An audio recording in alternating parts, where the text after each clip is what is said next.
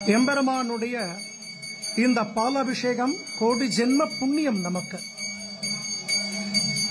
தென்னாங்கூர் க்ஷேத்திரத்தில் பாண்டுரங்க சுவாமிக்கு நடக்கிற விசேஷ பால் திருமஞ்சனத்தை தான் நம்ம இப்ப சேவிச்சுட்டு இருக்கோம். சுவாமியை நல்லா பிரார்த்தனை பண்ணிக்கோங்க, சகல காரியங்களும் ஜெயமாகட்டும். எம்பெருமானுடைய இந்த விசேஷ திருமஞ்சன தரிசனம். தாயார் மகாலட்சுமி ஸ்வரூபம் ரகுமாயி தாயார்.